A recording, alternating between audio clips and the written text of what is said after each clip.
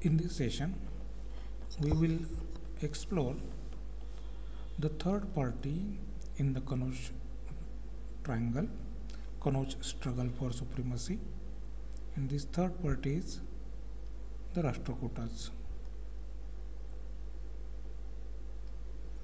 Earlier, we had seen the Gurjar Pratiharas. Then we had seen Palas of Bengal, and this is the third dynasty which was engaged in tripartite struggle of Kanauj supremacy. तर ह्या सत्ता संघर्षामधील ह्या ज्या दोन राजवटी आहेत, गुर्जरा प्रतिहार and Palas, these two dynasties, they belong to North India. ह्या दोन राजवटी ह्या उत्तरेकडच्या होत्या. तर राष्ट्रकूट ही राजवट प्रामुख्याने it was from Deccan or from south. Okay, at its peak, this was the area of influence of Rashtrakutas. हा मॅपमध्ये जो दाखवलेला आहे, एवढ्या भूभागावर राष्ट्रकूटांचा प्रभाव होता. त्यातला ह्यांचा जो कोर एरिया होता तो साधारणपणे हा एवढा होता. आणि कनौजवर जरी त्यांनी सत्ता प्रस्थापित केली होती वेळोवेळी, तरी इथं त्यांनी सत्ता केंद्र स्वतःचं स्थापित केलं नाही. Every time the early Rashtrakutas they belong to Latur district of Maharashtra, and from there they shifted to इलिचपूर.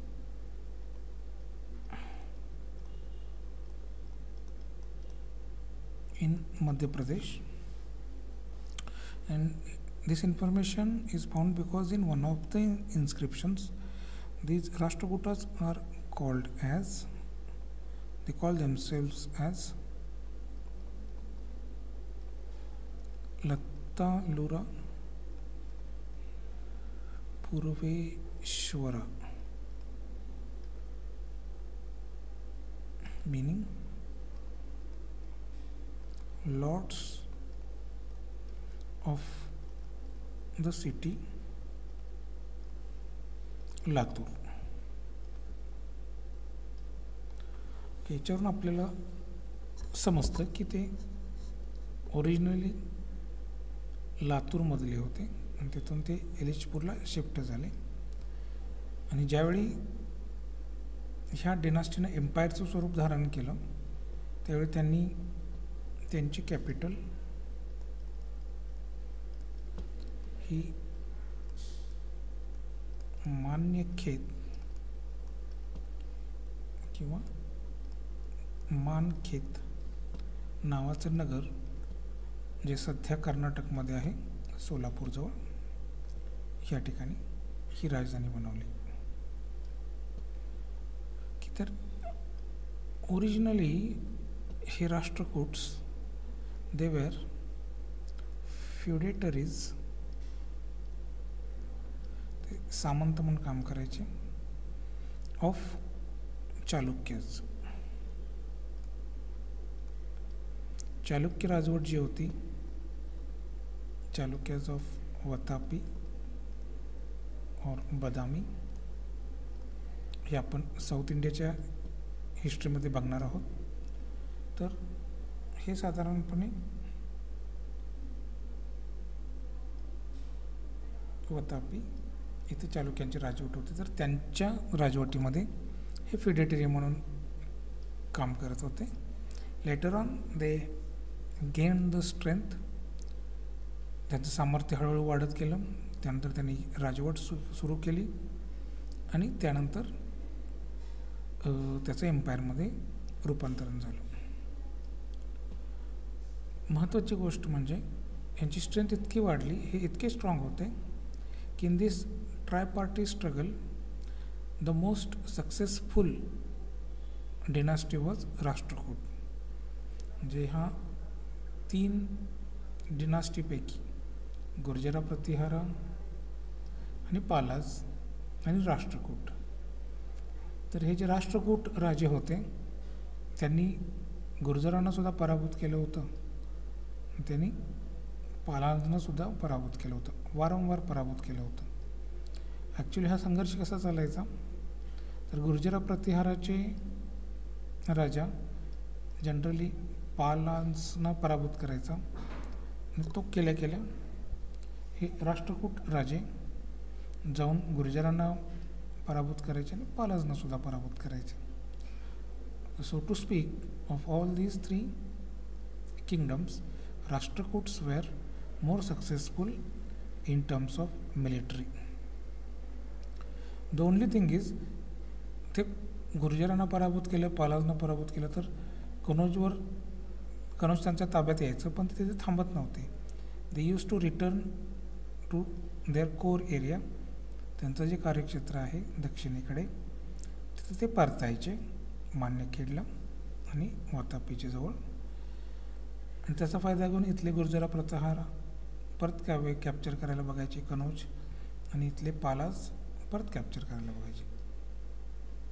परत यांच्यात युद्ध झाल्यानंतर कनौज ताब्यातनं गेल्यानंतर अगेन राष्ट्रकूट राजा इथं परत आक्रमण करायचे. So this cycle continued for nearly 200 years. आणि त्याच्यामध्ये राष्ट्रकूट हे अतिशय पराक्रम दाखवला आणि त्यांनी ह्या इतर दोन्ही कंटेम्पररी राजवटींना पराभूत केलं. तर ह्या राष्ट्रकूट राजवटीचा संस्थापक जो होता पहिला राजा तो Dantidurga. Now a little bit study the political history of Rashtrakutas. The first ruler of this dynasty was Dantidurga.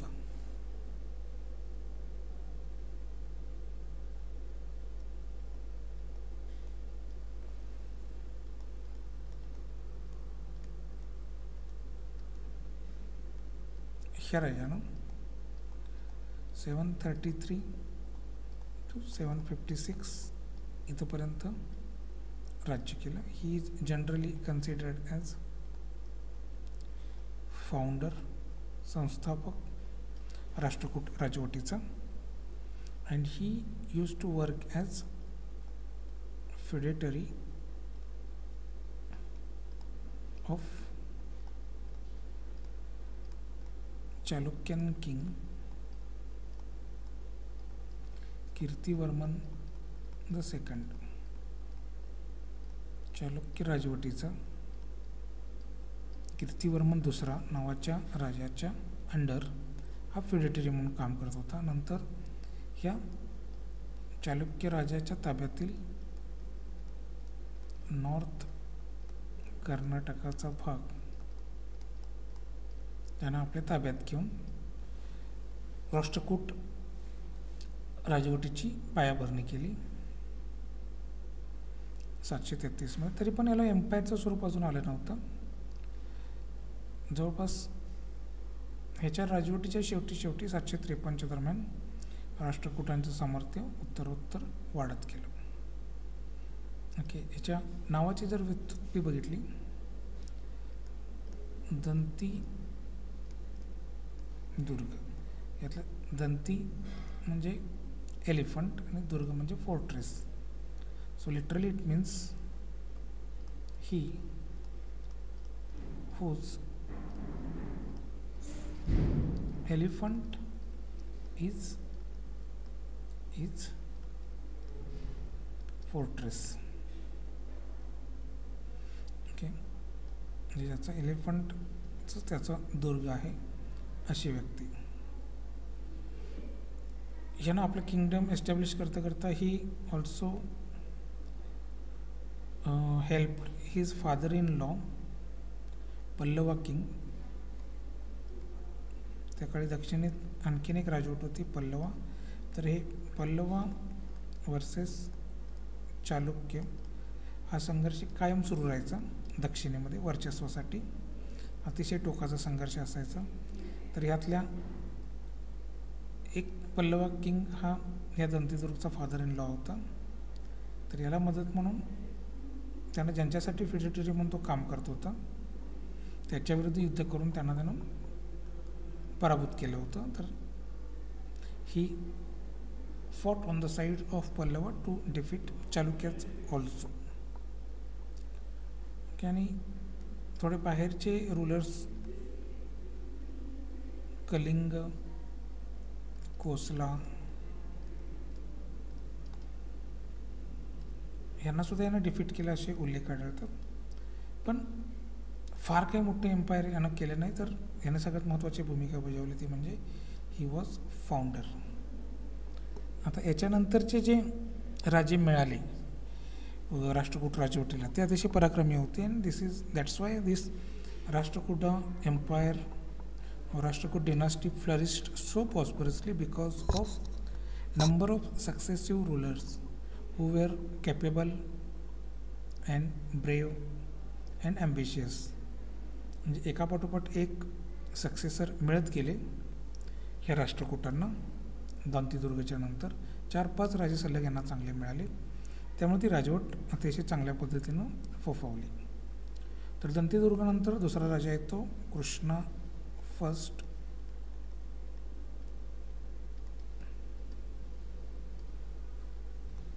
ह्यानं रूल केलं जवळपास 20 वर्ष 756 to 774.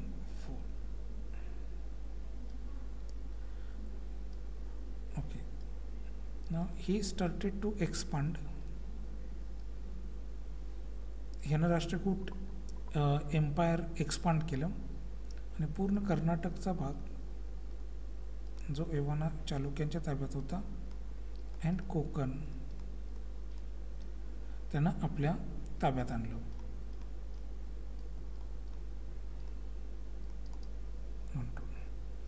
पण कृष्ण पहिला हा राष्ट्रकूटांचा राजा एका गोष्टीसाठी अतिशय प्रसिद्ध आहे किंवा तो ओळखला जातो. तो म्हणजे the magnificent rock cut temple of Ellora, Verul लेण्यांच्या मधलं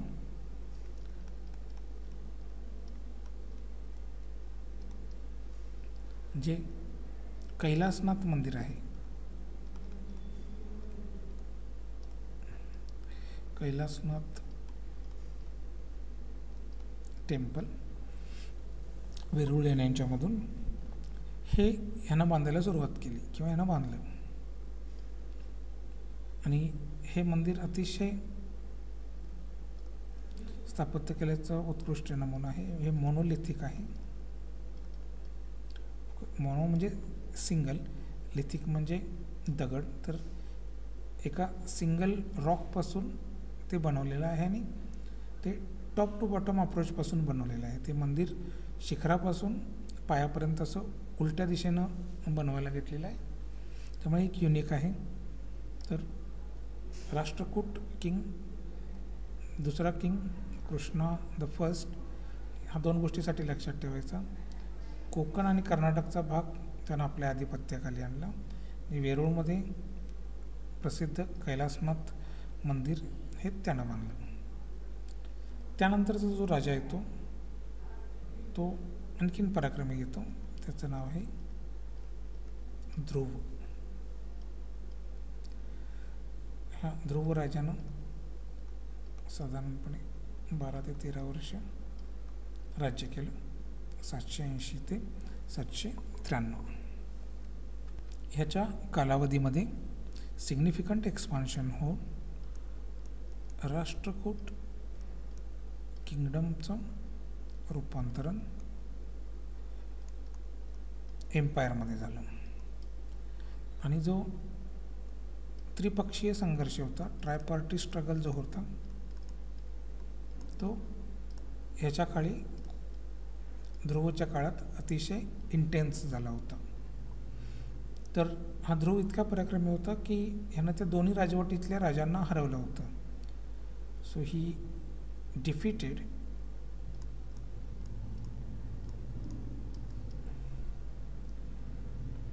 नागभट्ट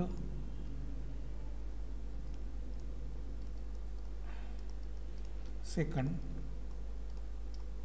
जो गुर्जरा प्रतिहारा राजवटीचा होता आणि धर्मपाल जो पाला डायनास्टीचा होता. ह्या दोघांनाही ह्या ध्रुवराजानं डिफीट केलं, पराभूत केलं. म्हणजे कनौजवर तर ताबा मिळालाच होता, पण तो कनौजवर कायमस्वरूपी थांबला नाही, परत रिटर्न आला. He also brought eastern Chalukyas and Gangas ह्या नावाच्या राजवटीच होत्या. गंगाज आणि ईस्टर्न चालुक्याज ह्यांनासुद्धा आपल्या कंट्रोलमध्ये आणलं. तर महत्त्वाची गोष्ट काय लक्षात ठेवायची, या ध्रुवच्या कारकिर्दीमध्ये राष्ट्रकूट एम्पायर हे पॅन इंडिया पॉवर बनलं. म्हणजे पूर्ण भारतभर दखल घेतली जाईल अशा पद्धतीचं राजवट किंवा साम्राज्य ह्या ध्रुवच्या काळात झाली. जर क्रोनॉलॉजी तुम्ही बघितली, दंतीदुर्गनं स्थापन केलं, कृष्णावरनं थोडंसं वाढवलं, महत्त्वाचं काम त्यानं केलं कैलासनाथ टेम्पल वेरूळ लेण्यांच्यामध्ये, आणि खऱ्या अर्थानं एक्सपान्शनचं काम ध्रुवनं सुरू केलं आणि राष्ट्रकूट एम्पायरला पॅन इंडिया पॉवर त्यानं बनवलं. याच्यानंतरचा जो राजा येतो तो आणखीन पराक्रमी येतो, गोविंद द थर्ड, गोविंद तिसरा.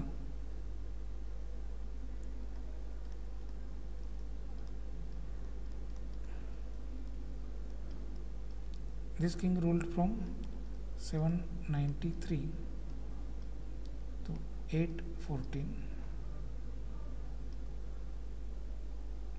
22 वर्षे त्यानं राज्य केलं. हा गोविंद तिसरा, he was son of Dhruva, and he exhibited more bravery than his father Dhruva in tripartite struggle. This Govinda III again defeated both Gurjara Pratiharas and Palas. ध्रुवनं जसं डिफीट केलं होतं, तर गोविंद तिसऱ्यानं सुद्धा ह्या दोन्ही राजवटींना परत एकदा पराभूत केलं. म्हणजे याचा पराक्रम हा इतका होता की एक इन्स्क्रिप्शन आपल्याला सापडतं, संजन इन्स्क्रिप्शन. तर ह्या इन्स्क्रिप्शनमध्ये ह्या गोविंद तिसऱ्याच्या सामर्थ्याची एक वर्णन आहे. तर ते काय वर्णन आहे, the horses of Govind third drank from the icy of the Himalayan streams, and his war elephants tasted the sacred waters of the Ganges, असं वर्णन आपल्याला आढळतं त्या संजन इन्स्क्रिप्शनमध्ये. म्हणजे ह्या गोविंद तिसऱ्या राजाचे जे अश्व आहेत ते हिमालयाच्या थंड पाण्याचा आस्वाद घेतात आणि त्याचे जे हत्ती आहेत ते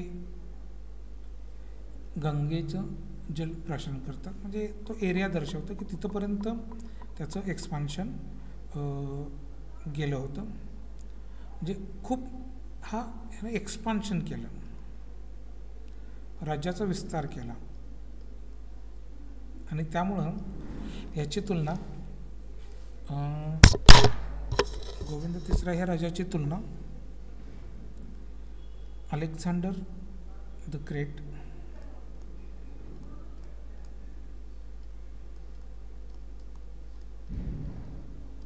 आणि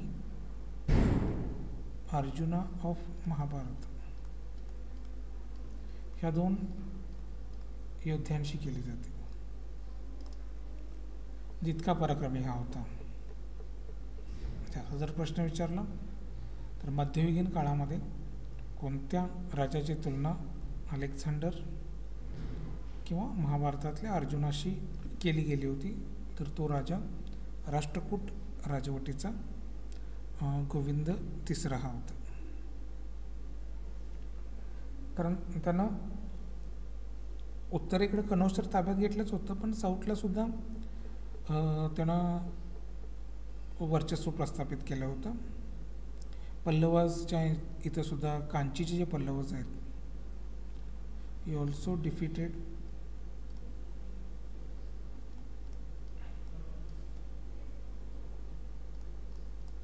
पल्लवस ऑफ कांची.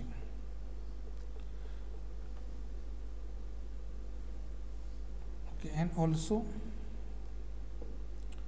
सिलोन, त्यावेळेचं श्रीलंका जे आहे त्याला सुद्धा डिफीट केलं होतं आणि या सिलोनच्या राजाकडून त्यानं एक शरणागतीचं प्रतीक म्हणून 2 स्टॅच्यू त्यांना मागवले होते. रिसिव्ड 2 स्टॅच्यूज फ्रॉम किंग, या सिलोनच्या किंगकडून.